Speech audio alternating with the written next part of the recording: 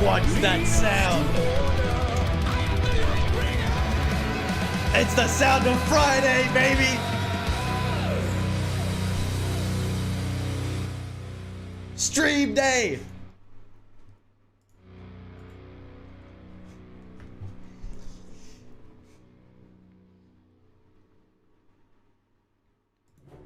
And it's the sound of a new mic!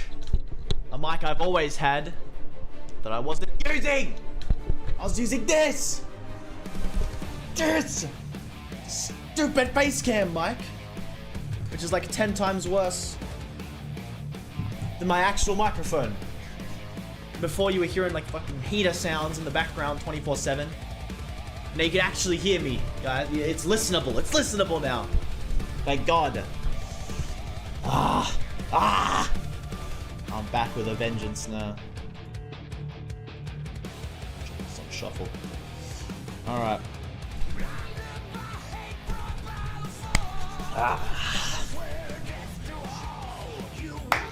Alright, who's ready to grind some games? Watch this. Playing Fight Club, best of 3, ELO.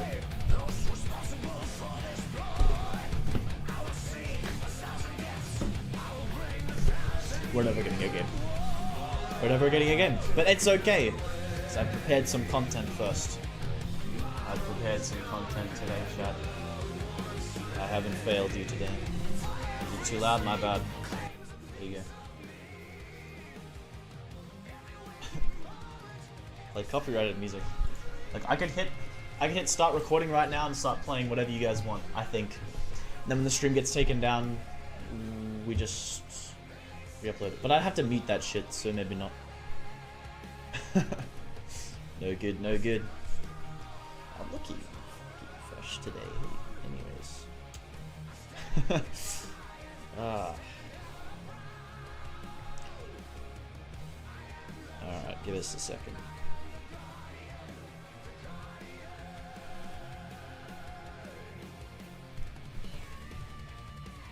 Okay. So, think going to make YouTube video on stream today. We're going to look at deck profiling for solo aggro. Because this is a list that I feel like I'm pretty comfortable on now and know my way around pretty well. And I'm kind of know where my head's at on around pretty much every card in the list and how cuttable it is, kind of thing. So yeah, just gonna go over some things with this deck, and also going to look to give you guys some tips on how to play this deck for yourselves, because I see a lot of people when they queue up with this deck, they're not utilizing their damage properly, and they're giving away a lot of their reach in a lot of games. So we're gonna go over some of that stuff. So first things first, we'll talk about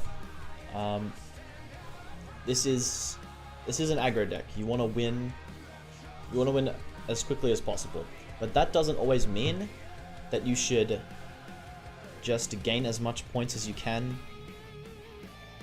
as quickly as possible.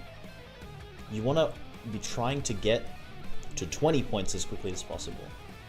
That doesn't necessarily mean you want to gain points as quickly as possible. Now, what I mean is the fact that obviously the main win condition of this deck is to go Solomancer into Attached Guardian of the Moon, Blaze Elixir, and this will swing for 10 points, right?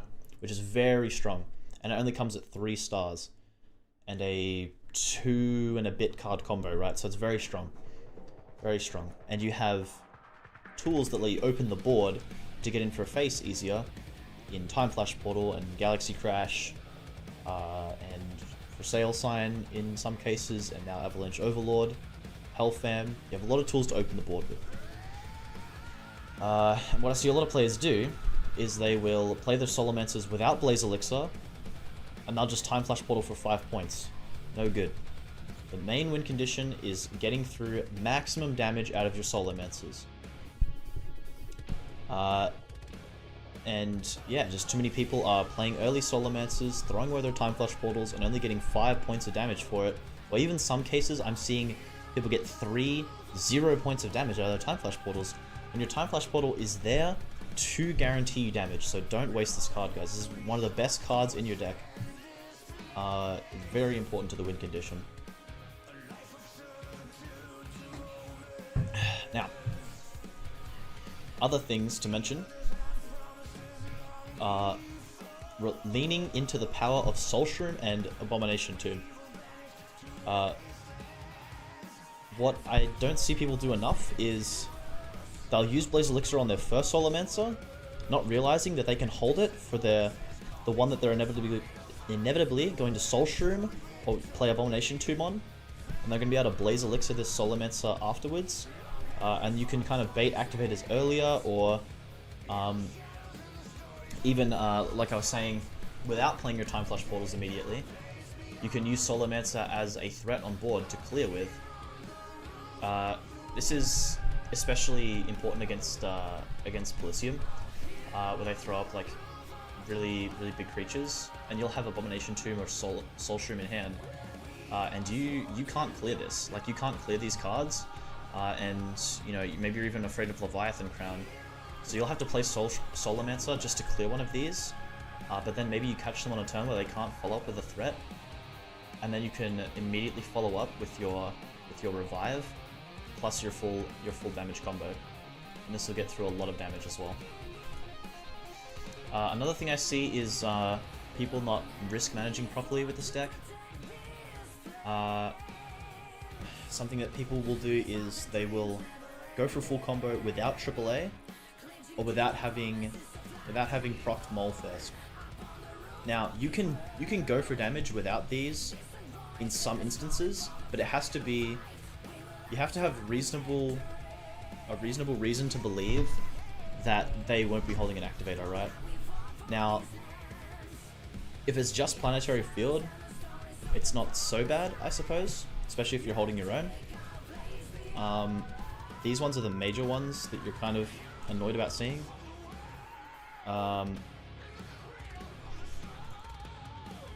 Essentially, in a spot where perhaps like the opponent has milled an activator off of Darkspark already, and they're sitting on few cards in hand, and you've already made some attacks previously that they probably would have used an activator on. You can sometimes go for a combo without knowing without having an activator remove. But this is sort of a more rare instance. Let's talk about the build a little bit. So originally this deck was playing 2 Beasts of the Conjurers over Avalanche Overlord, and I believe Shiozia and Lava Moles used to be Fraxel as well, and also the Waku Man used to be Droplet Squads for more planet diversity. Now, the zone gain is quite nice. However, I found it more important to cover the Blissey matchup because I believe it's your worst matchup. So I believe playing Avalanche Overlord is pretty important, and it does get you through against some of those bigger decks. Even like bigger Shios mid-range decks that run Orbade Commander and Shiosian Lava Behemoth, you can get around their firewalls using this card a fair bit of the time. Now I like this build as it is, though I do wish I could play more zone gain, and it is nice having this Zamazed. Like, this Zamazed actually comes in clutch in so many spots. I just can't bring myself to play it at 2 copies over like any other card in the list. But I think, yeah, if I were to play a zone gainer, I would definitely choose Zamazed, and I would bump this up to 2 before playing a copy of Beast of the Conjurers, I think. Just because Beast of the Conjurers is, yeah, it's too in the middle in terms of stats. I think I've talked about this on stream before. The stats are too kind of weak in that sense. No games so far. That's all good. I think, yeah, so I think that'll make for good content on the YouTube. Is there anything I haven't talked about so far, chat? I should maybe talk about with this deck.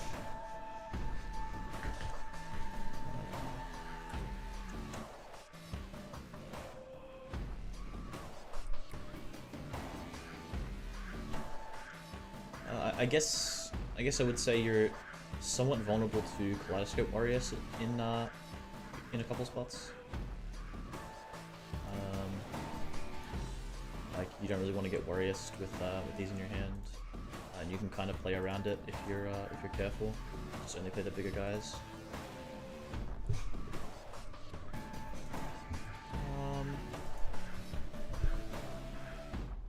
Talk about sideboards.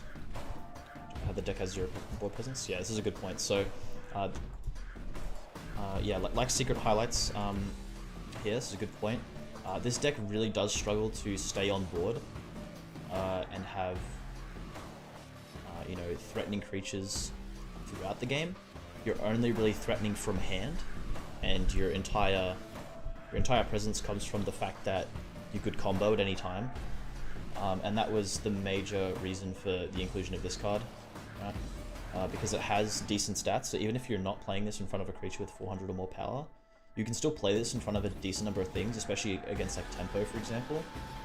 You're either going to just sit on it and not attack in order to give yourself a little bit more time to like draw cards and things like this. And this just kind of like protects you a little bit more.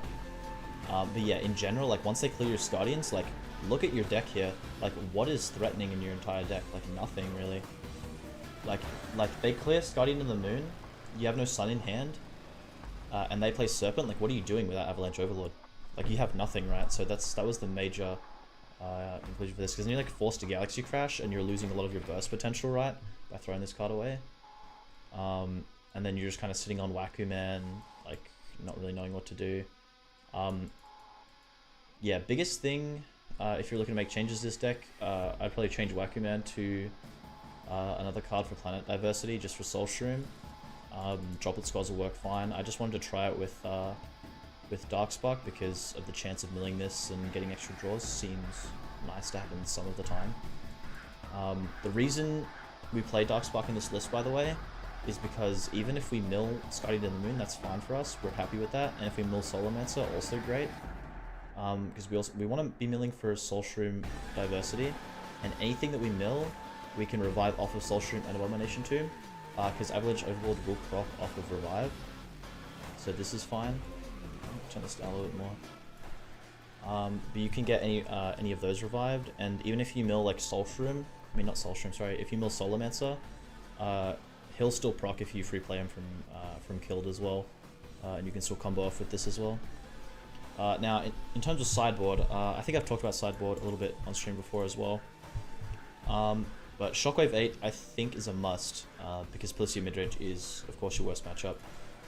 I am playing Forward Comet right now because I'm a little afraid of like permanence, because this deck has no natural outs to permanent resources. Pelissium obviously has Great Serpent of the Falls, which just turns them off and turns them into Slash Infestations. So you shouldn't really run into permanent resources in the main deck often. But if there's like any like sideboard tech, for example, Deep Space Checkpoint can be slightly annoying. You actually don't really care about Warpole Territory as this deck that much. Obviously, it sucks to like not get the Scudians through, but if you can get your own things killed, Solomancer obviously isn't higher than 5 stars, so it's just going to be punishing the opponent pretty hard for playing that card. And then Space Pit, I was running for Tempo, but I'm not sure if Tempo is that threatening to this deck.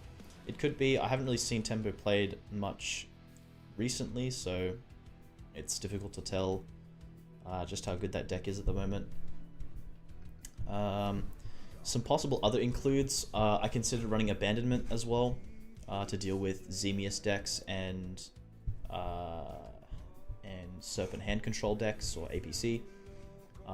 Because APC also seems like it could be a bit of a difficult matchup if you're not having your Avalanche Overlord in the right spots and Scardians early. It feels like a fairly even matchup surface level, but yeah, Avalanche Overlord will definitely help out, and if you're pretty afraid of it, you can run Abandonment. But Shockwave 8 can also get you by in that matchup some of the time. But Abandonment will be a little bit better in that matchup in particular, and it would also cover your Xemius matchup. So I'd almost consider taking that out for Space Pit, because it covers a little bit more, I think. What else can we talk about here? In the Pelissium matchup, important to note, you should be siding out your moles, I believe. I think you can leave one in, but I think side one out because it's a lot worse in that matchup. Like, if we look at this deck, like there's legit just nothing you can mole over. Like you have Blur, and then sometimes in the late game, Rowdy and Duple will come out of Granchon, and that's it. There's maybe the rare occasion something gets Phantom Mattered. There's nothing in your deck that they're going to Phantom Matter, I don't believe. So yeah, it's basically just these 3, but you still want to leave it in your deck as a threat, because I don't think you want to let them ignore the fact you might have Mullet Rat. So I think just signing out one's fine, and that'll probably be what you put in your Shockwave 8 for example. And also you want to leave it in to mill just in case of like Planet Diversity, right? If you mill it, or you just get a chance to play it as a quick body block or something, and get that 4th planet for Soul Stream.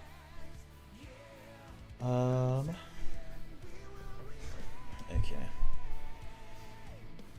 What else can go in the sideboard? Got this.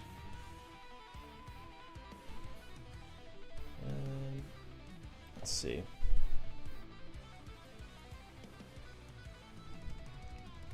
there's definitely other things you can play in this sideboard. I'm just not thinking of. Oh yeah, Super Flooper, of course. I personally don't really like Super Flooper in the sideboard for this deck, because I think your matchup into Ghast Mind Control and even Ghast Midrange is pretty much fine. I don't think you're really running into any trouble against those decks.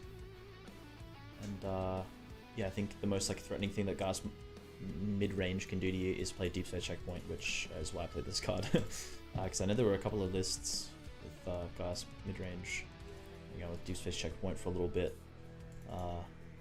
Which is kind of a weird, deck, but yeah, can never be too careful, I suppose. So it says you probably can't play for another hour. That's fine. After this, we're probably gonna do a VOD review, and we're gonna look at a game that Squid played against Chrono Knight, and they had hands revealed, and yeah, Squid was on solo aggro, so I'll be able to go over a little bit more in depth the mistakes that I kind of see people making with solo aggro in particular, because I think that'll be a good game to showcase. Now, any other sideboard options to consider? Am I missing anything from the sideboard? I feel like I'm missing something. Just can't think what. Let me check some other decks for like their sideboard cards. You wouldn't run Lighthouse or anything.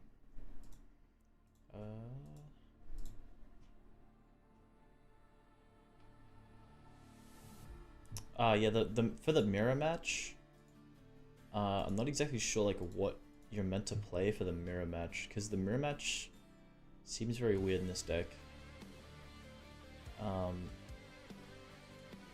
Yeah, I'm not quite sure what you're meant to play. Like Erratic Void feels like the easiest option, but Erratic Void still doesn't even feel that good into that deck anyways. It's tough. I think because of the way the timing works with the Guardian swapping, it will open the opponent's board, right? Yeah, it will.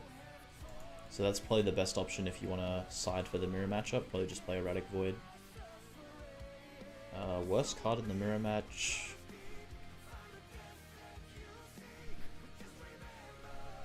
Worst card in the mirror match.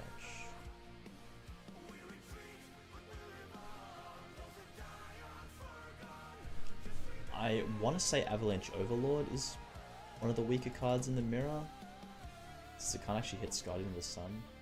Oh, you could play Shiosian Lava Behemoth for the mirror as well. And that's potentially an option. And play it over your Avalanche Overlords to kill their moons more consistently. That's another option, I think. I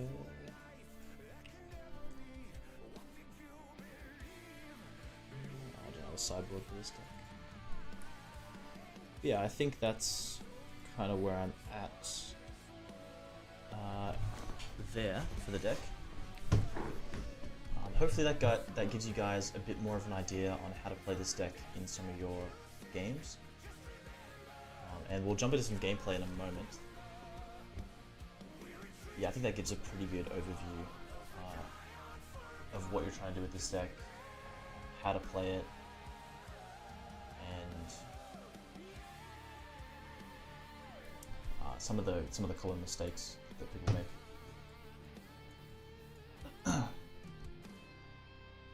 Should probably do a YouTube intro at some point, but that's all good. Might do that off stream, not sure. Or we'll come back later on and I'll do a YouTube intro. Now the ladder hasn't moved in quite some time. Secret broke 1600 this morning. That's nice. There's quite a big jump between the top 4 and the rest of the ladder now, which is starting to look a little bit more accurate to the general landscape of players, I would say. Because I think, yeah, these 4 are slightly ahead of, like a fair bit ahead of most of the rest of the pack really. It would be nice to get Sword playing some more games in here, and Luweg putting a little bit more volume in here would be interesting to see. See how they do. 4 times in 24 hours. What are you saying? I meant at the top of the ladder. Like these 3 haven't really moved much. And also talk about myself in specific. Like I streamed like 3 times and haven't played any games since. So yeah.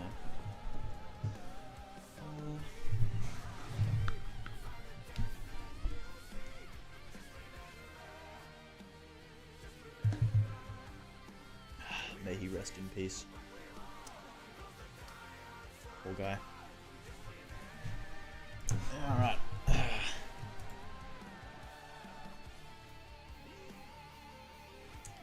Such a shame not getting any games. This deck is sexy. Not good, but sexy. Alright, let's take a look. Arnox of Barrow, the Barrow World, Darkstone Beast. Seems very economy heavy so far. Humongous Creation, I believe this is the Humongous Creation is the draw card, right?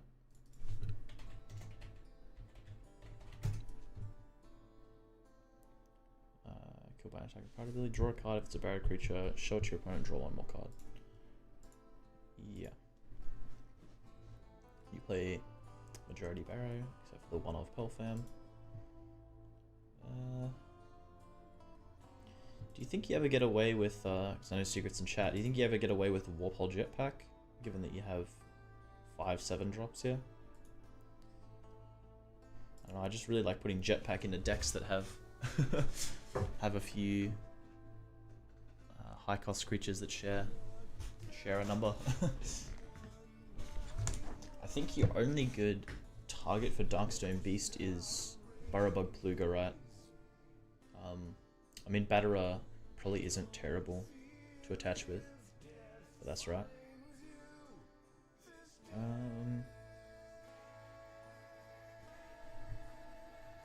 If you run Overlord, it's good, but Darkstone is a 100/100. So there's 3 spots left. Oh, there's 3 spots left in this deck slot, in this deck list, I should say. Boom, 2 Avalanche Overlord, 1 Warpole Jetpack. There you go.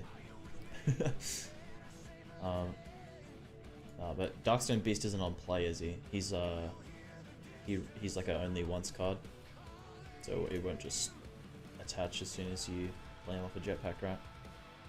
4 slots. Curious why we're only playing 1 Dark Burrow.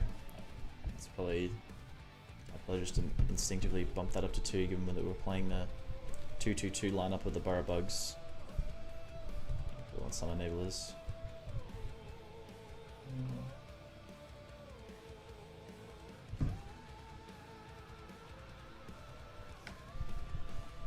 Desert Quake seems to be like our only real enabler, which is fine. Like, it's a good enabler, right? And you can proc multiple at a time if you really wanted to. And like Desert Quake, it's kind of cool in that you can go like Ditch Batterer and Garita and play like 3 creature boards, which is kind of rare, but it's something you can definitely do. I only play 1 because this deck was built for a video where I had custom cards. Oh, exciting. Tune into Secret27's YouTube channel for a secret custom card deck. Don't know what that's about. He hasn't even leaked to me, guys. He hasn't even leaked to me. I haven't heard about this one. My luck just clicking. Yeah. Gotta get abducted or something by aliens. So 4 more deck slots here. Yeah, I'm really tempted to like want to put Avalanche Overlord and Jetpack in. It also just seems good, honestly. It does seem quite star intensive though, and like in theory you want Darkstone Beast to like to boost your econ, right? Because when this dies, it'll give you stars equal to the attached creature, and also it attaches a creature below 7 stars. and gains its power and health. And it's supposed to give you stars back, kind of like a bigger Fraxel. But if the opponent can play around it and not, because I think it's, how does it proc? Is it just off of killed, or is it only off of battle?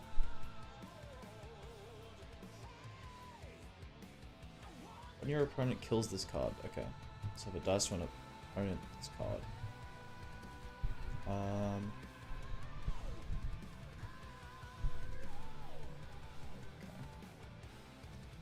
Yeah, I feel like you're getting TFP'd on this card a lot. Maybe not Sail Sign very often. Sometimes Avalanche Overlorded if it's, you know, if it ends up being flipped. Oh, actually no, it can't be anything that will be an Avalanche Overlord range. I imagine it procs a decent number of the time, but if you get Time Flash Portal, then it's like, it's kind of messed up. Yo, hell, done the shower. What is going on? We're reviewing this Burrow Bug list that Secret sent into to Discord. There's like 4 slots left. We're just trying to fill out slots. I was thinking maybe like Avalanche Overlord plus Warpole Jetpack in this list. Oh my god, sorry.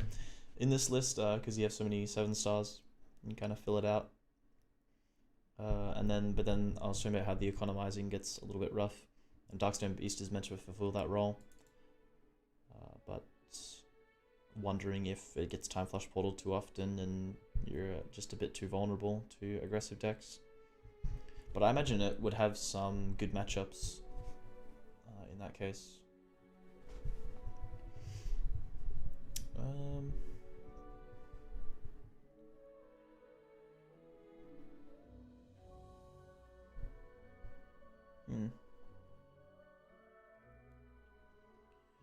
Garita only bounces a creature, right? It doesn't bounce a card.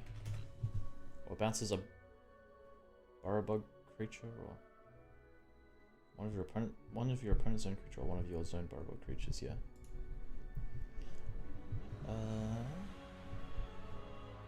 Longest Creation is nice if you can resolve it a bit. I definitely want to put 2 Avalanche Overlord, but the economy. So how would you fix economy issues? Like, I'd be tempted to just slap Sapling Squads in the deck, but that does open you up to the opponent being able to play Sheoldred Lava Mole on majority of your stuff, which the meta seems to be kind of trying to build around at the moment.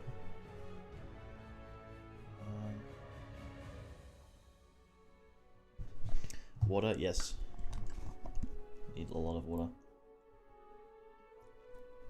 I'm very thirsty today, I'm not sure why. I drank plenty of water at work too. Oh no. Keep my mic over. I apologize. That probably sounded like ass. Okay. Alright, I'm thinking I might hop into some VOD review now. Seeing as, I mean, I'll try pinging one more time, but it doesn't look like we're gonna get a game. But that's okay. We'll look to do VOD review.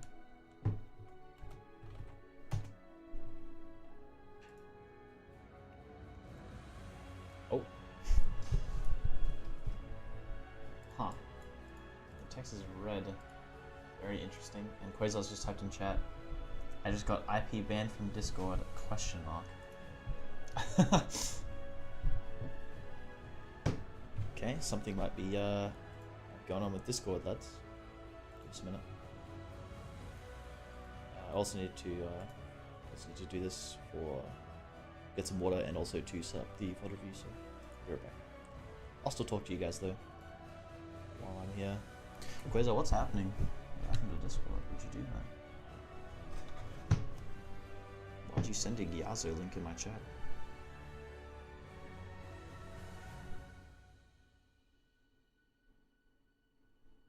Sorry, you've been blocked. You're unable to access discord.com. Why is my text red in Discord? Like, is this also part of the thing that's happening to you? I'm not sure.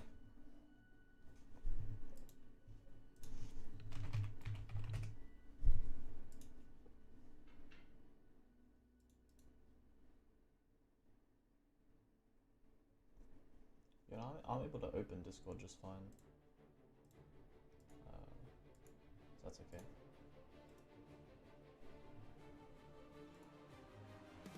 Yeah, the Fight Club ping isn't sending. Might be something with on-tap servers. No, on-tap servers? Hello? Discord servers. Okay, I should have found which one was the recording of their game. It's one of these.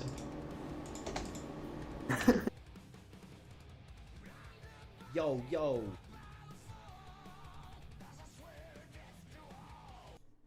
BRB.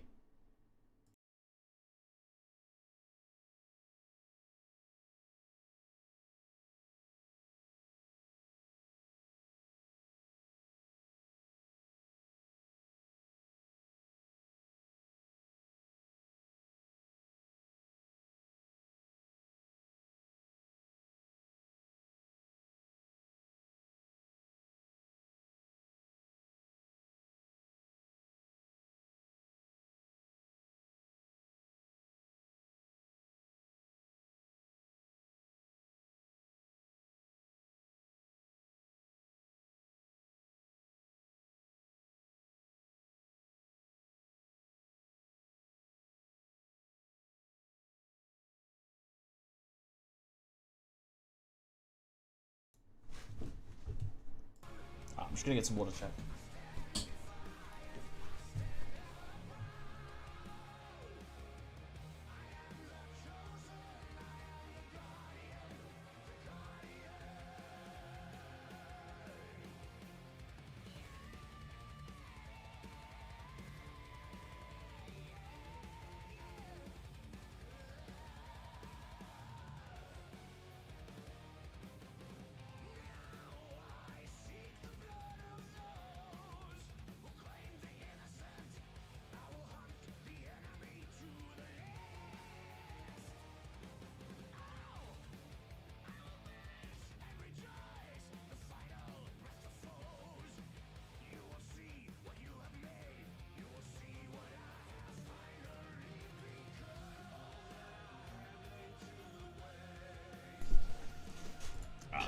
I'm back.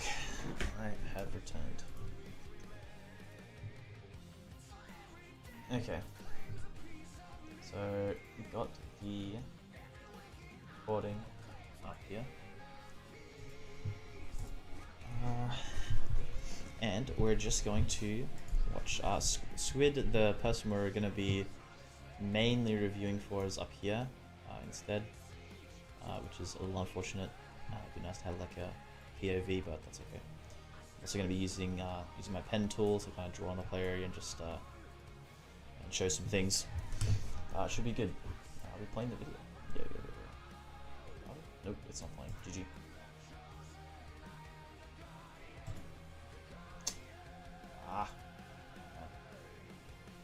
Give me a second. I gotta reopen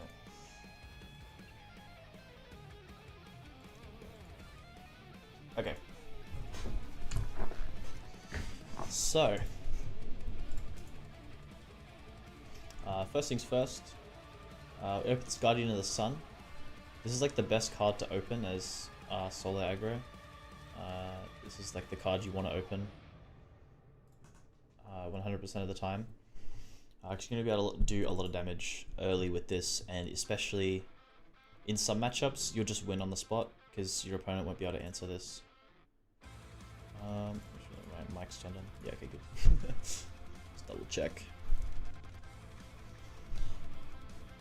So yeah, good open here. And Spark will also be nice for follow-up if they do answer this with an ability, and we can follow up with Spark for more pressure.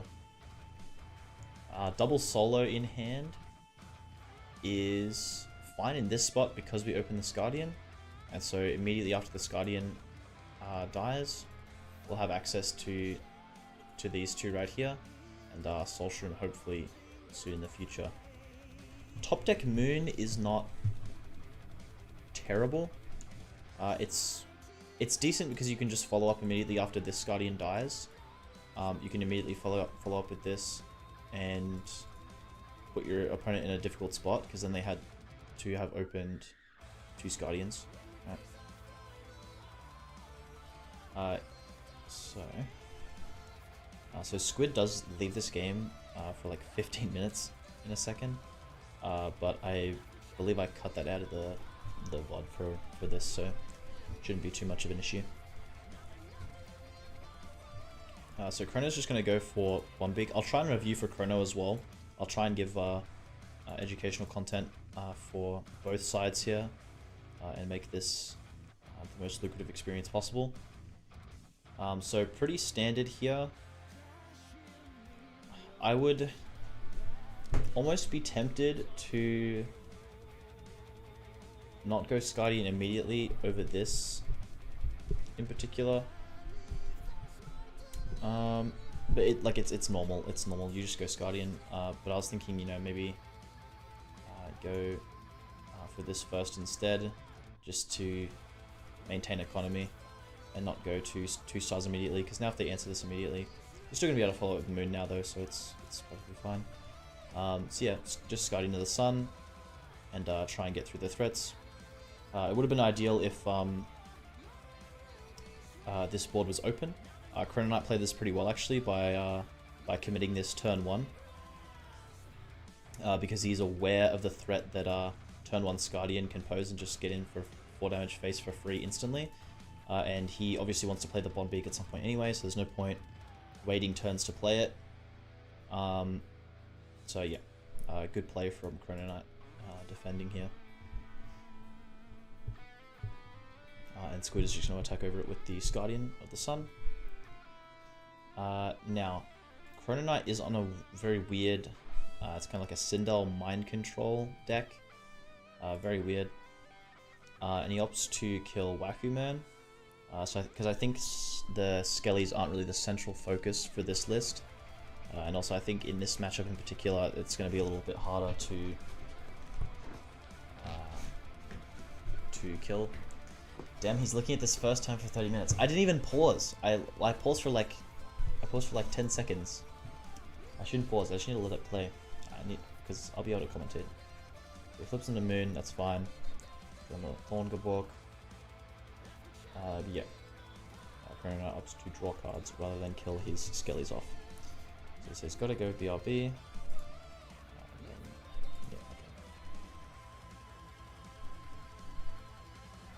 Chrono Knight asks me how life is. Yeah. So now we cut here, and this is why I tune back in. So this is the same turn, I believe. He just played Thorngabok, and then I guess we're. How is Squid having 10 stars here? I must have missed a turn at some point or something. I can't imagine this went past though, which is a little bit odd, but it's okay. Oh, that's fine. It looks like, yeah, it looks like it did go past somehow. So that Squid was able to go for the Beast of the Conjurers to extend double zones. So this is the power of being able to play this card in the deck, right? Because you get double zones so early. Now this is threatening over like every early creature. So this is already like going into the face, and it's like turn 3, and Chrono Knight already has double zone set up with 2 creatures that are at least 3-point attackers.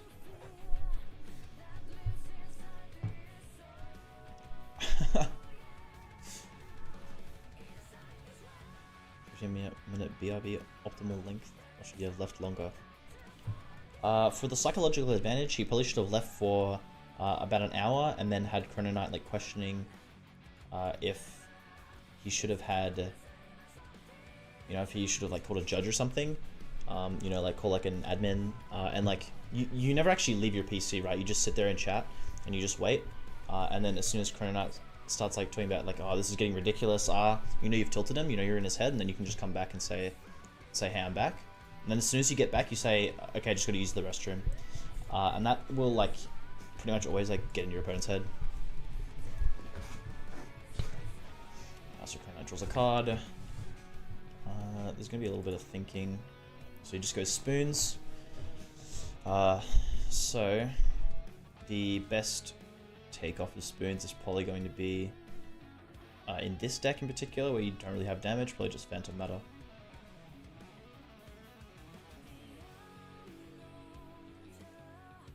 Let's see what he takes. He takes Phantom Matter to hand. Whack-A-Man goes to discard and he puts the AAA back in his deck. I was checking out this new cloud. I saw some new guy in chat and I was just checking this out. But okay, so he goes for Gehenna. So this is an interesting spot where we're going to be able to see how to play around Gehenna. Because this ends up being actually a pretty big misplay from Squid here. And really unfortunate, we just draw every Scardian. This seems to happen to Squid a lot. Yeah, in this instance, yeah, not the best. Yeah, L-draw. Unfortunate.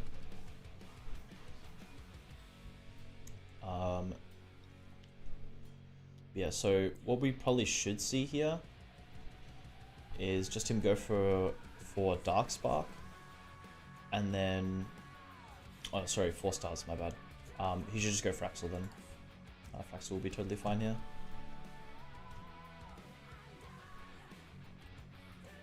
Since it's the only card we can play, and we need to play something, because we want to threaten this Gehenna. Now, Squid just declares the double attack into the Gehenna, assuming that Chrono Knight will instantly just proc the effect.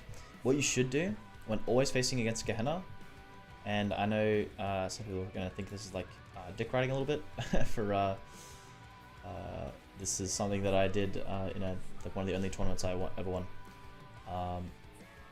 Now that I mentioned it, now it's dick riding. It wasn't dick riding before, and chat will flame me. It's fine. But essentially, you want to move into battle zones first, not declare attacks. You just want to declare move to battle zone, attack with 1, and then it will put the opponent on the option of killing the attached card to Gehenna or killing Gehenna outright, right? Because it's optional. And you might think, like, what's the relevance of this? But if they opt to kill the attachment and protect Gehenna, then you don't attack with the second creature. You just retreat it back to the battle zone. And now Gehenna has no presence. It's just a 100-100 that takes up 2 zones, and your opponent cannot possibly, like, extend the 3rd zone and continue to play. So what you need to do is you just move into battle zones, declare 1, and then their other option is just to kill Gehenna, and then you get 3 damage face for free. So either outcome is better than just declaring like this, because you guarantee kill the Gehenna for them, and they mitigate all damage. So keep that in mind for Gehenna. Actually, his entire legacy is this. Yeah, exactly. This is my entire legacy. You show it off. That's all I've ever done within the game of Chaos Galaxy. And you can check out the Black Hole Battles 2 videos on the Chaos Galaxy TCG Discord YouTube channel.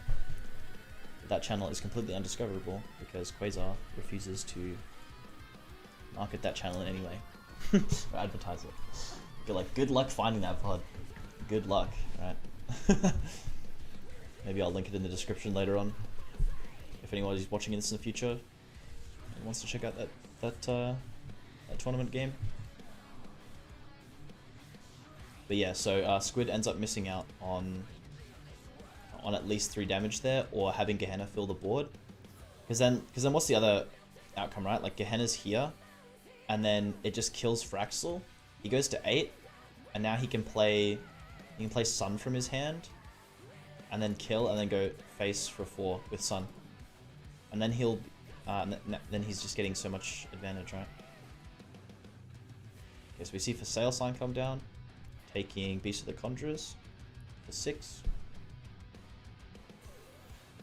And then probably a Guster to take out this creature zone, which is going to be a little bit annoying to deal with as solo aggro. It's like a little bit relevant.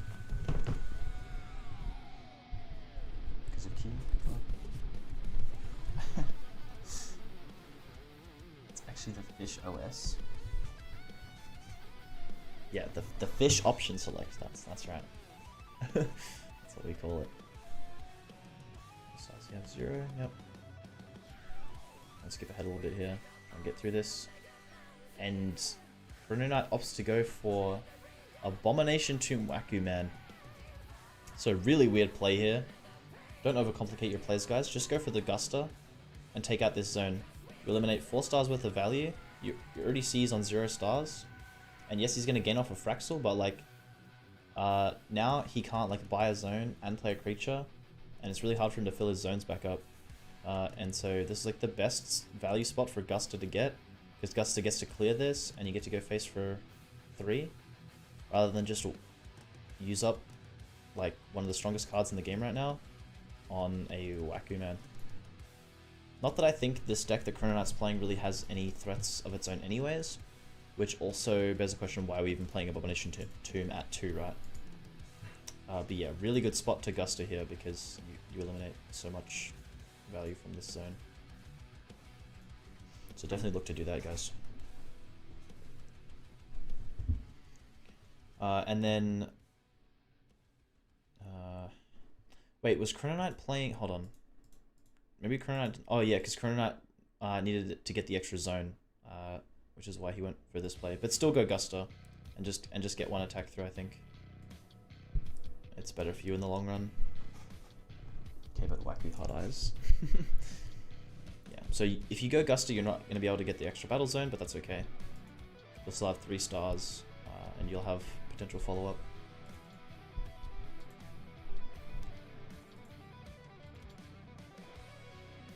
Try and skip ahead here.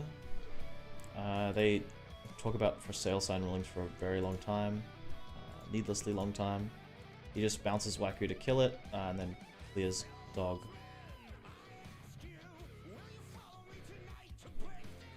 There's an argument to be made that you should have bounced the Beast of the Conjurers back to hand, and then just killed Waku, because he does get an extra draw, but then he doesn't have the extra zone as a combiner.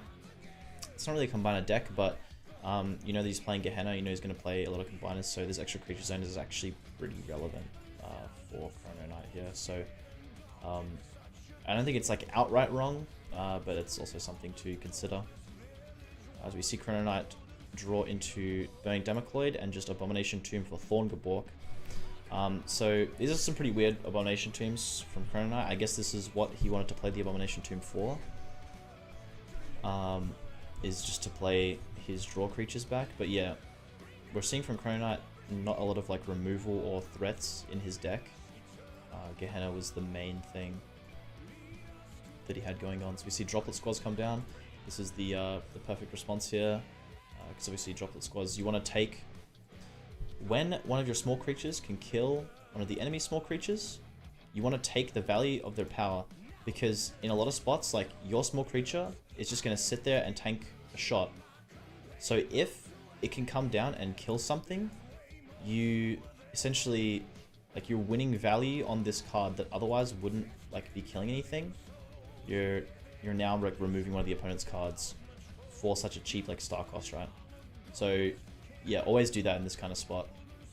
So yeah, playing Droplet Squads to kill this is perfect, because then Pelfam still gets in for 3. You don't have to overcommit any of your bigger creatures here. And then moving on, see. Thorngabork draws into Thorngabork, I guess. Yeah, and so he just plays Queen from hand to go to 0. So we see Queen Thorngabork clearing the opponent's board, and then Squid is going to get the extra draw. We see him draw into Sail Sign and Spoons.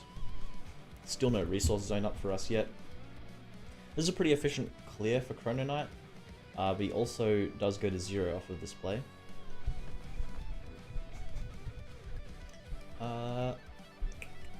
So as Squid here, it's honestly tough to know what to do in this spot.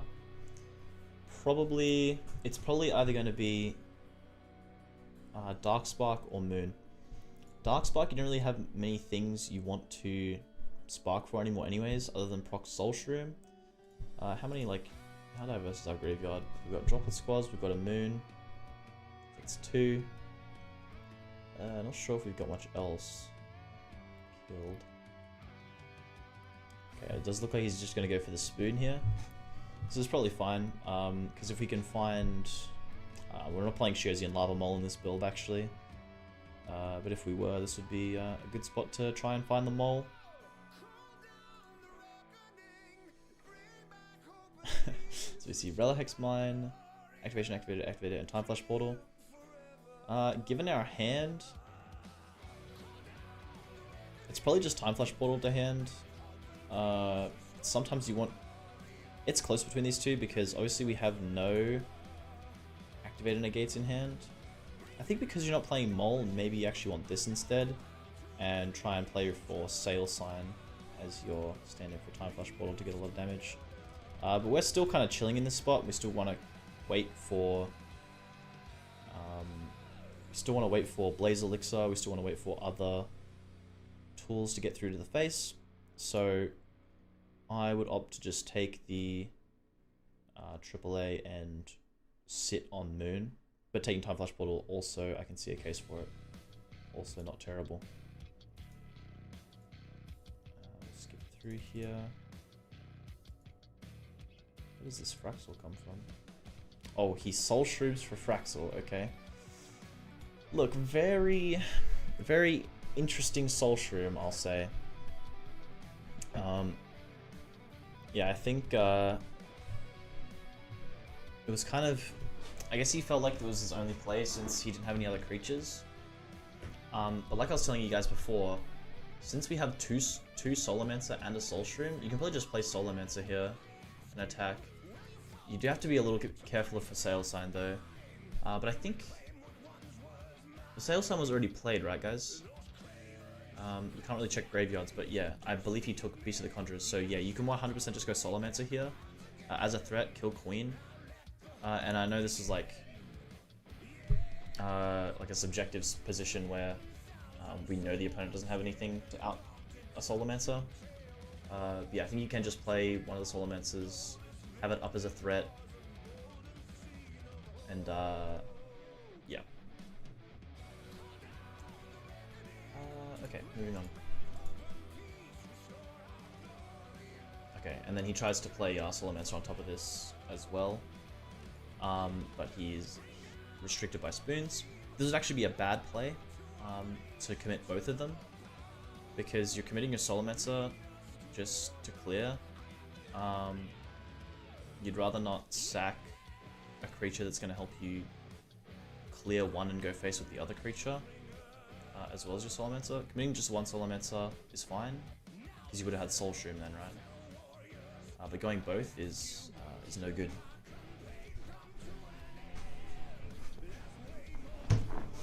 After VOD review, Fisher's VOD review. Just say it now. Just say it in chat. What do you think? Do you think I'm missing something? It'd be good to talk about it. It'd be good content. You missed. One. You started the misplay counter. What's up? Alright, let's hold on. Let's talk about this. What's going on? And it's good for Square. I believe he's gonna come by back. I think it's for sales on play. Goldfish Gauntlet, capitalized L's. Yeah, for Sail Signs... Sail Sign, it would be good here if you didn't go for the resource zone, yes. I believe so.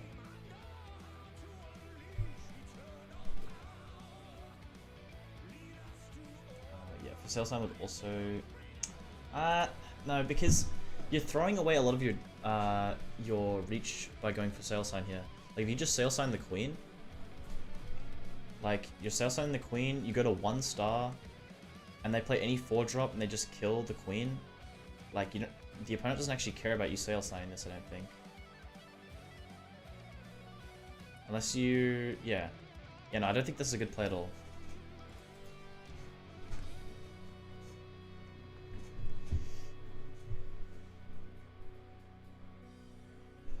Because, yeah.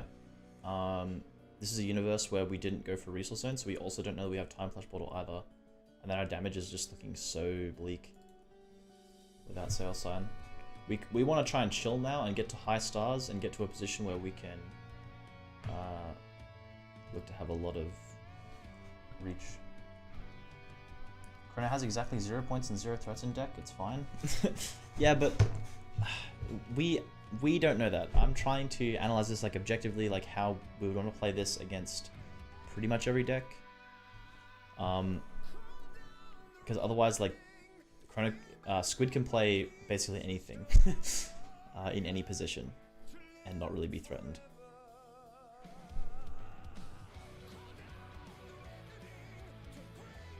Which is good. Fuck. Sail Sign won't get any more than 4 points. How are you getting damage by Sail Signing here? You're not getting damage. Because you Sail Sign the Queen, you go to 1 star, and you can't clear Thorngeborg. How are you going to clear Thorngeborg here?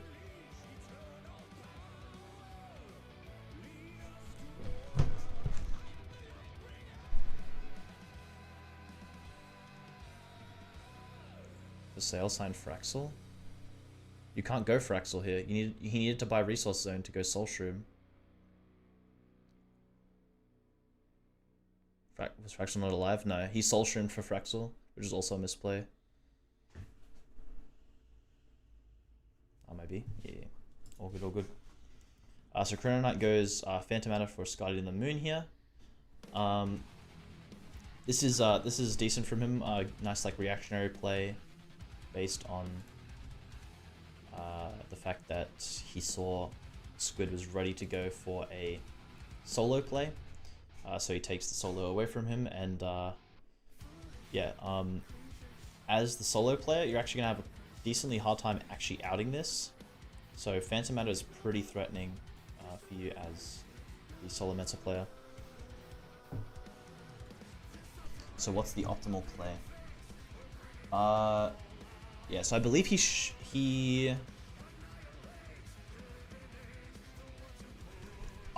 he goes the Spoons route, I believe he should just play Solomancer and kill something, or he should kill Queen. If he doesn't go Spoons, he should probably just go Moon, which won't transform and kill Thorngeborg. Either of those plays I think is fine.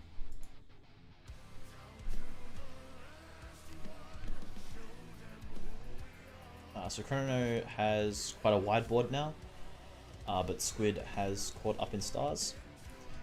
Here, I believe you just want to go Fraxel, Sky into the Sun, trade into the Moon, clear the Guster, because you really want to clear this, and this is like the best opportunity you're going to have to clear this, and Chrono has like no damage up on board, and you're going to be able to throw up another creature with it anyway.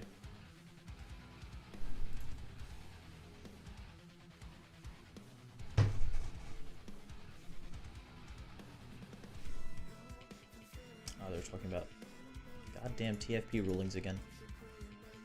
For 2 minutes. 2.5 minutes. Jesus. Alright. So he finally goes Guardian of the Sun. And he attempts to play a second Guardian, which is obviously illegal. You can only play one Guardian. But he does play Fraxel. And he trades in, and then he opts to kill Thorngeborg instead. Just kill Guster, because Guster actually threatens your Fraxel back. Thorngeborg would have to trade, which would be good for you, as it would free a slot on their board. So try and go that direction instead.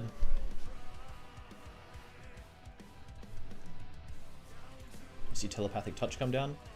This is important when you're playing Telepathic Touch to keep in mind.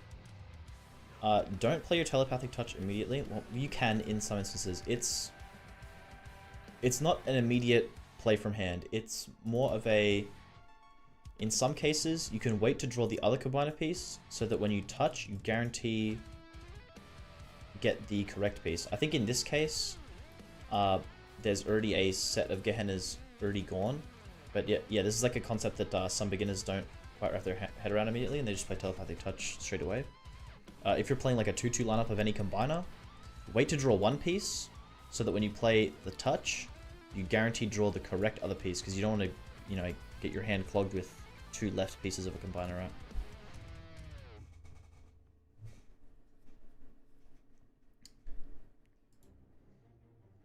So we see him add the left side of Gehenna, which I think is fine in this case, because I think there's only one 1/1 in deck, so we want to be able to like draw that next piece of Gehenna and be able to play it immediately. Because obviously the downside of Telepathic Touch is we can't play the combiner the turn we draw it.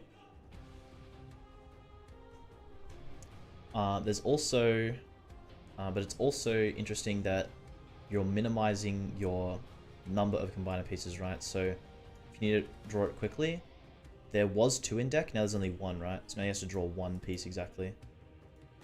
Whereas if he didn't touch, he has a 2 in 15 chance to draw it, rather than 1 in 14 now. And he can wait to draw either piece and then touch for it.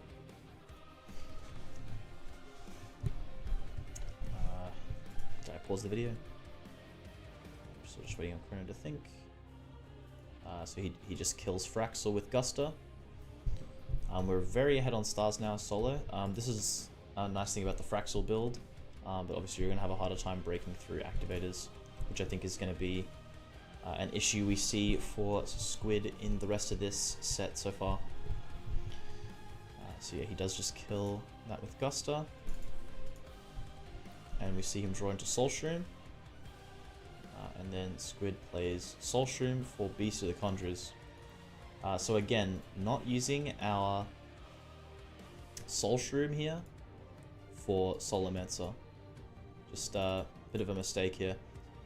Probably what we should do is probably just go Solomancer and then for Sail Sign. And then we attempt to swing into the face for 7, right? Because then we have our Soulshroom, we have our second Solomancer. We still have 2 Solomancers that we can blaze up later. We're threatening a decent amount of damage, and if they don't have a combiner, it's an activator. Sorry, if they don't have an activator, it's really good for us. And even if they do, it's obviously not our blaze swing, so it's fine for us if they do activator it. Yeah, getting Dog here just doesn't really do a ton. You should just play the solo and Sail Sign this. The reason you want to Sail Sign this is because you're fairly ahead on stars now, and you don't really want to let them buy this back. Also, you can not buy the resource zone here and be on 11 when you do this play. So you steal this up for 7, and so we would be going down to 4. And then so in that case, if they try to buy back Guster later, then that's really threatening for them, because then you will always have the option to effectively Time Flash Portal their creature by just paying 4 stars. So for Sail Sign isn't always just a one-time use card, right? There are a lot of spots where you want to get like a sticky for Sail Sign, where you're gonna force your opponent to like want to buy it back and get some damage, but if they do, you're gonna hit them for way more damage and then force to just clear their own creature, and it's essentially you essentially just turn the card into like a Deep Space Lighthouse, right? And just take their creature for free. Doggy style is no good. Yeah, no good, no good. Very unfortunate. Also notice how Chrono opted to remove the resource zone in order to swing for a 1 point. I think that was also a mistake, just while we're at it. Definitely want to be removing the zones that are worth a little bit more. A little bit more stars. Puts Squid in a slightly more awkward position.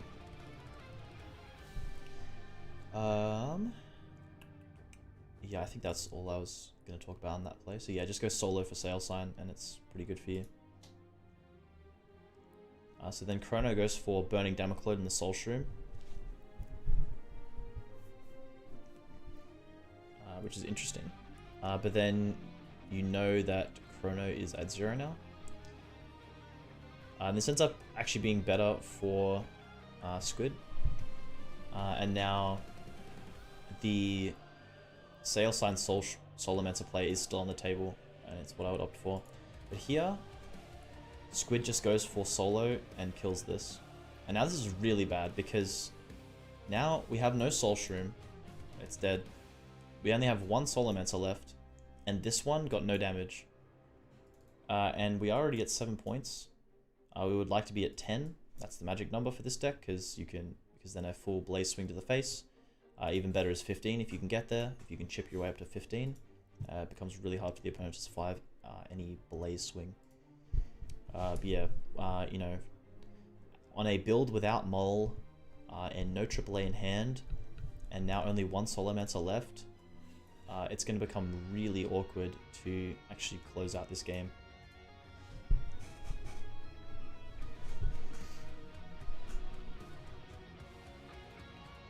a little bit here. Yeah, so he plays Moon here, and I wasn't watching for a little while, so I don't see. And I do try to, I believe the ruling is that this Scardian, its ability does prevent it from being played because this Scardian card is in play. It doesn't say Scardian creature, it says Scardian card.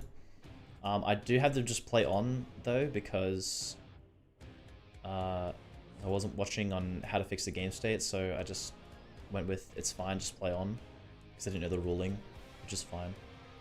And Chrono picks up his mind control combo. Actually, both off the top, I think, right? Or did he already have the silence body in hand?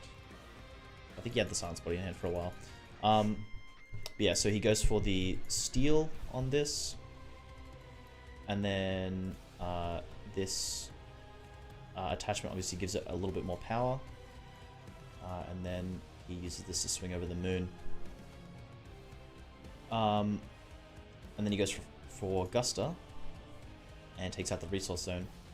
Again, not really necessary to take out the resource zone, especially when you have AAA here. Like, just kill the creature zones. Like, there's 3 times where Chrono could take out a resource zone and have been such a pain for, and could have made it like so awkward for Squid here. And yeah, I went through discard piles here. Yeah, we already know he has Solstian Diversity now, of course. I'll just check Chrono's discard. So yeah, no activators used except Planetary Field. I didn't actually see when he used that Planetary Field. When did he use that? Oh, he used that on this swing here, when he played the moon, I think. Okay. Okay, so we see Zamazed. I would be very surprised if we don't see For Sale Sign come down. Wow, okay. Huge miss by Squid here. Huge miss. Just Sale Sign this. It's 3 stars. Just Sale Sign it to your board, clear this, and clock him in the face for 5. Like, how can this ever be bad for you? This is like the prime opportunity to use For Sale Sign, because not only are you taking it, a creature with the turbo to get damage to the face, but you're taking your own win condition creature back and clearing one of the creatures from the zone. So yeah, huge miss, because Zamazed can just kill Guster. It's 160 or 150. Instead we play our only last Solomancer left, and now it's just gone. Like, where is it? Where's our win condition? Where's our damage? We used them all on nothing plays. Like, we didn't do anything with them. Didn't achieve anything. Now we're only on 7 points, having played two Shroom and 2 Solomancers from hand. Ridiculous. With Time Flash Portal and For Sale Sign in hand. We probably could have won this game already if we just decided to go crazy and try and play through activators without AAA. So yeah, we see Gehenna come down, takes the Solomancer, and then just kill the Zamazed, and this is a very, very bleak situation for Squid. So I'm just going to kind of go over quickly because I don't think there's really much to talk about. The sun doesn't have a moon to go into, and we just kind of see Squid spin and run out of cards. Also, we also forget that if a Sindel creature dies while Gehenna is alive, the Sindel creature will actually get attached to Gehenna as per its second ability that a lot of people don't remember. A lot of people don't realize as an ability. So yeah, they'll kill the creature that's sitting next to Gehenna, and then it'll just attach to Gehenna and give it an extra life. Keep that in mind, guys. So you'll Time Flash Portal, and then that'll go to Gehenna, and it'll avoid all damage. And Cerberus comes down. Don't have enough stars to buy it. In this position, as a new player, also a tip: legitimately no flame. You should probably just scoop here and go to the next game faster. You're just going to tilt yourself by, waffling around on a board where you're obviously beat. Like, he has everything here. He has the point advantage. He has the star advantage. And he has everything on your board. You're out of damage in your grave. You're out of stars. Like, probably just scoop it up here and go to game 2. So we see Tomb come down for our final Solomancer to clear this Cerberam. Here you should probably just pass and hope you don't die so that maybe you can like make a play with Sail Sign. I don't know, man. It's not very playable from here, let's just say that. And yeah, we see Chrono obviously have 3 card board and feel very in control of this deck when we go to game 2. So skip through it here a little bit and get the reveals.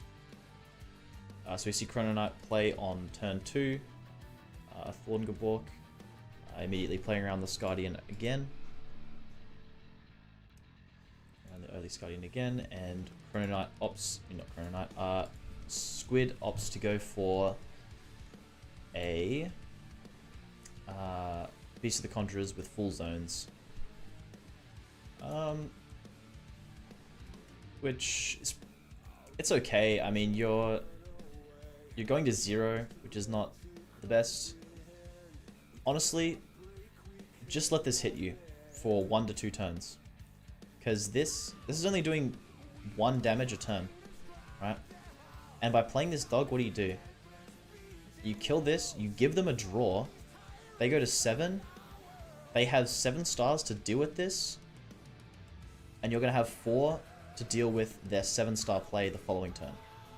So you just put yourself in a bad spot. You could just let this hit you, gain stars, because naturally as the solo aggro player, you're going to have a harder time economizing than your opponent. So you can just let this hit you and gain stars, draw cards. Cards are better for you. Stars are better for you. Like it's just better for you to hold the position here, because this is not threatening. This is not doing any damage, and if they want to do any damage to you, you have to extend the extra zone and send stuff into the face. You have turret for that. Even if they overextend it, then they're going to be on 0, and that's when you can really look to punish them for overextending into you. Another reasonable play here would also be, because the opponent isn't on Gaios, you can just play the dog and not attack, denying any damage to the face, while you still get to draw cards and gain stars, without the downside of taking 1 to 2 extra points. Because then, in this instance, they would still have to overcommit to clear this in some instances. So. Also a viable play in my opinion, but I think I would prefer to just leave the board open as to not go to 0 stars. Never scoop on solo aggro. Most of the time I would agree, but not in that particular instance, I don't think. Seem pretty doomed. So we see Chrono Knight buy a resource zone and play another Thorngeborg. I think we see him go for the telepathic touch again. So again, like we went over before, if you're playing a 2-2 lineup of combiner creatures, just save the touch. Just save the touch so you don't draw 2 left pieces. We get Chrono Knight to reveal, and we do see that he did not have a combiner piece previously in his hand, so this telepathic touch was incorrect. You know he's playing a 2-2 lineup, right? Okay, so we see spoons from Squid. You're probably pretty much always just killing your Spark here, gain your 3 stars. The Spark will proc off this. Waku Man will not proc, but Spark will. The Waku Man is off of Sindel Creature's ability, but Spark is just from Galaxy to Grave, so that's fine. In this case, in this spot, you can probably take Droplet Squads because it's efficiently answering this board and hitting face. And also against Sindel, you know, playing against Skelly, so the Droplet Squads is going to be efficient a lot of the time. And we already have Sail Sign and Time Flash Portal for damage.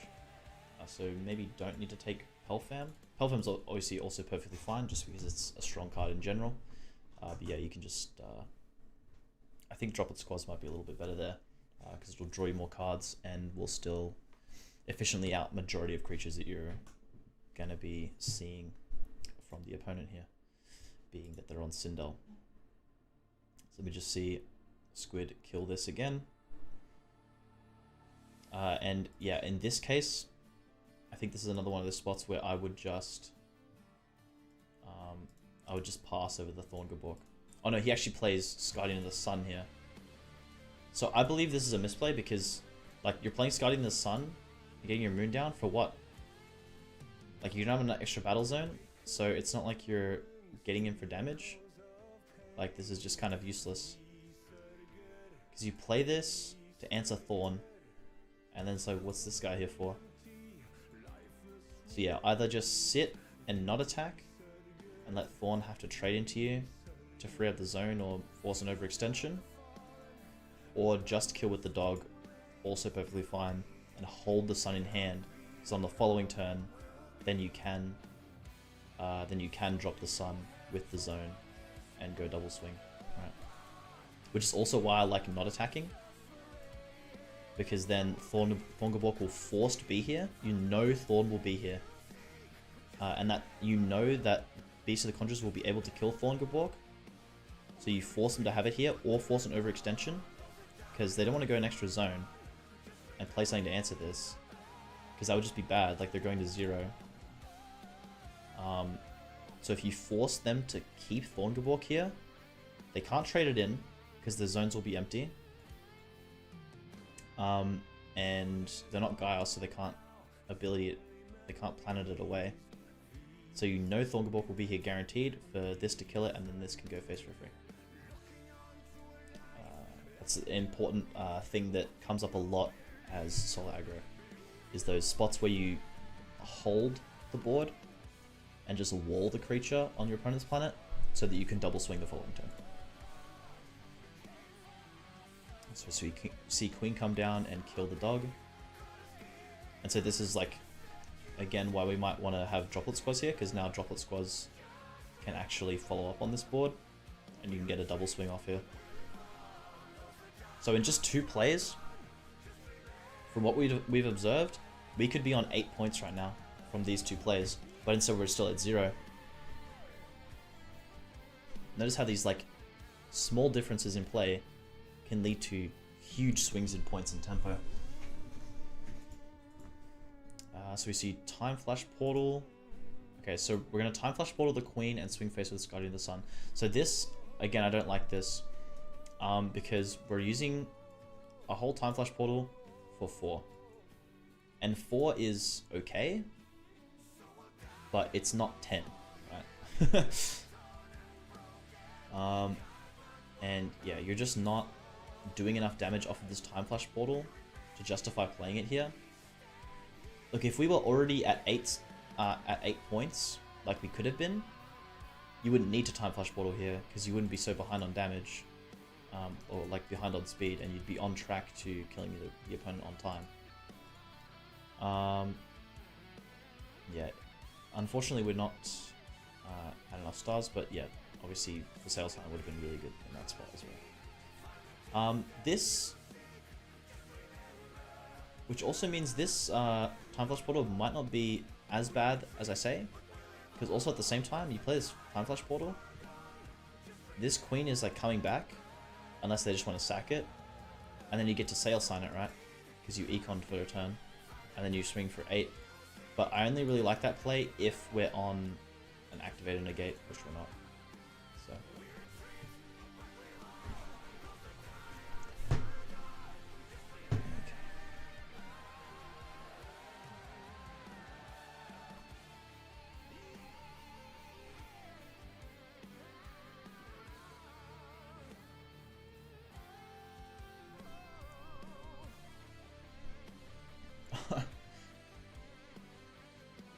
Yeah, new Discord bug.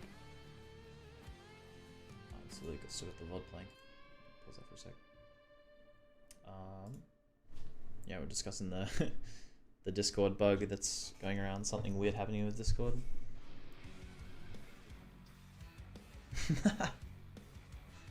Yeah, my message over here is red as well. Can't send this shit. Oh, nice, it's sent. Very nice. I think a full 50 minutes later.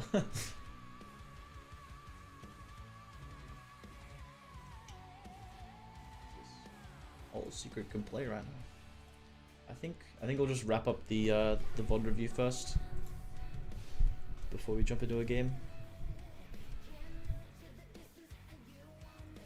So, continuing on here, see this guy in the sun, the deck. Top deck's the moon. He does have the other moon in deck, so that's okay. And he just kills here. Like, just for Sail Sign, man. Like, if you Sail Sign this, you're still on 3, like that's decent stars. And you have 8 points of damage coming into the face. Very efficient damage. And activators aren't even really going to be that efficient into that swing, right? Because you haven't used any solos yet, so that's really threatening. And Beast is only going to kill their own creature.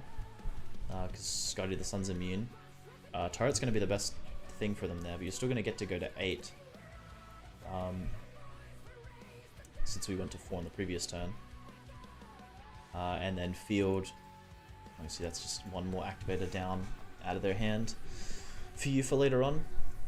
I also think there was probably a turn where you... Actually no, there was never a queen up on an empty board, so that's fine.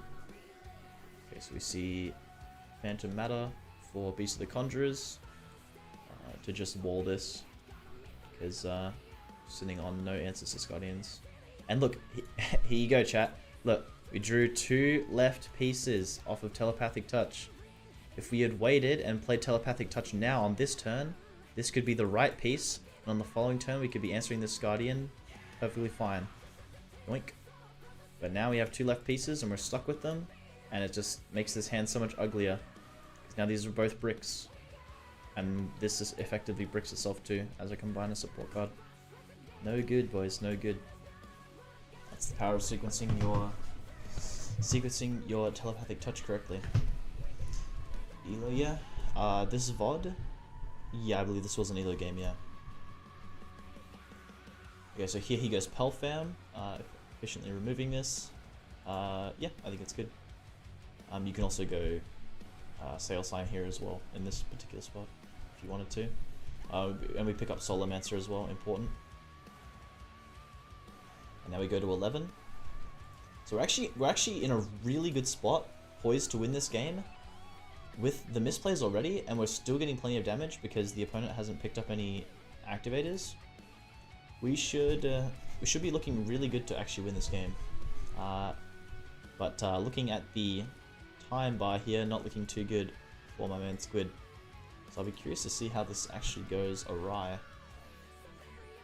Chrono Knight just plays Skella Queen and kills Pelfam. Really weird play. Sun comes down, play Dog, and go for a double attack here. Again, just Sail Sign. This is the 3rd time like Sail Signs have been really good on Queen. You can do it again here. Dog's fine too, I guess. It's definitely not as good. But yeah, I think it would be the next best natural play over Sail Sign. Like if we don't have this in hand, it's probably Dog. I'm not sure what options there are for Phantom Matter targets, but maybe there's one of those that's better as well. This is fine. Spoons for these. Okay, and Chrono Knight opts to go Planetary Field on the Skella Queen as well. To protect the Skella Queen and not take a little bit of damage, which is really good for us because he only mitigated 4 points of damage, and we haven't seen him use activators up to this point. So we know he's probably not on point turret right now, which is probably really good for us. So he opts to take this with the lighthouse, which is definitely going to be annoying for us. And had we had Pelfam still to return this, might have been nice. Chrono goes for another resource zone. See the other moon come down, and we Phantom out a queen. And clear that queen. See Gehenna come down and take this moon. And now we've got Solo Blaze in hand. We just need to get a moon into our grave. Honestly here, just go Sail Sign on this. I know we should have used this like a billion times over already. But we probably would have won the game by now if we had just used this effectively.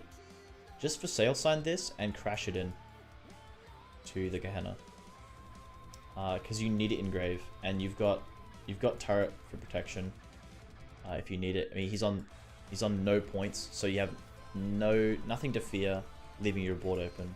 To be honest, there's like, you're not really scared. Like, you have this and you have turret, which he has AAA for, but you know, even if you're not holding turret here, like, you're only facing a Gehenna, it's completely fine. So just take your Scotty and crash it in order to set up some damage for a following turn. I imagine, yeah, we just took a couple of points of damage. We just took 2 from Gehenna. Get our Relhex Mine off, draw a card. Now we have AAA, so we're extra not afraid. Just need to look to clear this in any way. And again, for sale sign would be perfectly fine here as well. Again.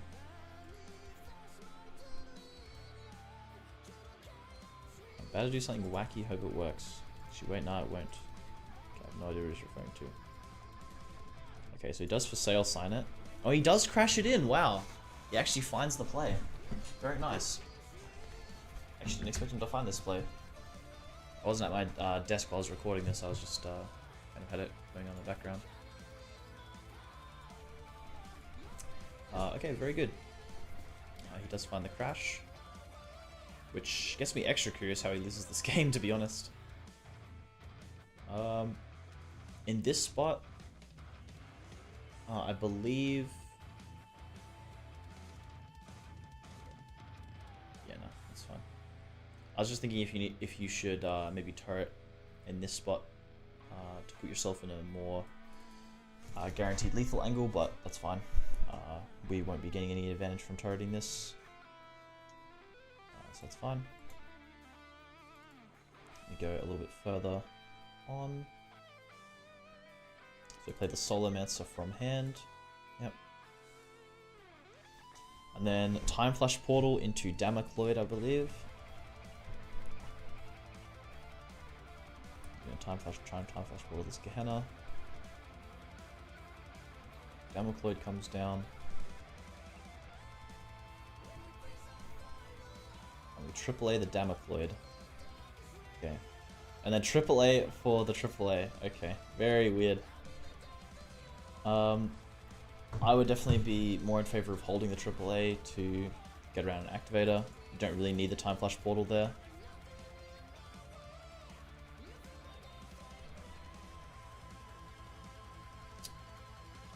I mean, here... Okay, again, really bad. Like, this should all be going face. You should just be waiting for an opportunity to send this into the face. And you can tomb for, like, your dog. I'm not sure if you have Spark Dead. Or even your Moon again. Like, you can grab your Moon back. And it's probably getting Seal of Eternity, just FYI. But we also have Soul Shroom, so we have both. And just be looking to set up... Be looking to set up lethal. Look to set up lethal here, guys. Don't just send your Solomancer blindly into this. Because now we're just going to lose... Like, we even see Combine Harvester in hand. Like, we know we're guaranteed losing this when we play it here. Like, we see the Solomancer because we revealed it off of Roka. This is... Yeah, this is quite bad. Don't do this in your games, guys. So, yeah, so we just clear Gehenna. We don't even get close to touching the face because Zamazed's still here as a body blocker. Yeah, you have so much time in this position, guys. You have so much time. Like, these cards are doing 4 damage total. 3 zones worth of creatures, and they're doing 4 damage. Like, you have so much time. Like, he has to attack face full 3 times to even lethal you. Right? Yeah, 3 times to even lethal you with this board. And you have turret still. After he just uses AAA, so you know he doesn't have it either. He can have the second one, of course, but it's less likely. And yeah, this Solomancer just gets thrown to the wind and we lose our entire win conditions. Obviously gets Gehenna'd. And it's just going to be all over from here. We go Sky into the Sun. And we have no Moon to go into. Oh, that one's going off. We attempt a Soul Shroom, we get Seal of Eternity. We Tomb for the dog as well. Did he have double seal there? Oh, he did, wow. Yeah, double seal there. But yeah, it's just completely losing from this position, I believe. We proc a point turret. Get off a Galaxy Crash. Almost get there. Don't quite get there. So yeah, that was the review. I think that was pretty good. Wow, he really really sent Solar Mancer Blaze into the void. Yeah. It really just kind of went nowhere. So yeah, be very cautious of what your Solar Mancers are actually doing. Make sure they're getting damage. Yeah, that's pretty much the review, guys. Hopefully that helps you realize what mistakes you're making in your own Solar Mancer gameplay, and helps you find a couple more wins and get there against a few more opponents. Because I really do think this is probably the best deck to climb with on the Elo ladder right now. And like I said yesterday, I think it was, or just recently, you know, if you check the Elo ladder, like starting Elo, you're going to be 6th. And so, and one win, you're going to be in the top 5. So yeah, look to play some games of solo aggro, because even if you're not the best player, like if you play just decently enough, you can get lucky and you can find the lethal in some really disgusting spots that you're just not meant to be able to kill your opponent from, but because you have Solar Mancer Blaze, like, you're just killing them. So yeah, use that in your games, guys, and good luck. Okay, get out of the YouTube video. Alright, guys, I have probably got to... I'm thinking if I should stay on stream or call it for the day, guys. Might be an end here. Gotta go have dinner, set up for the weekend, you know. I think that was a nice, short, snappy stream. Analyzing Solar Mancer gameplay, and we'll probably turn that into a YouTube video on the YouTube. Wow, I nearly pre-moved him sighing. He's dinner GG. Yeah, I mean, I could eat dinner on stream, but I told Mum I'd watch some Walking Dead with her. I'm getting very close to the end of the series now, chat. Very close. In season 10, episode like 11. Nobody spoil it for me. Nobody.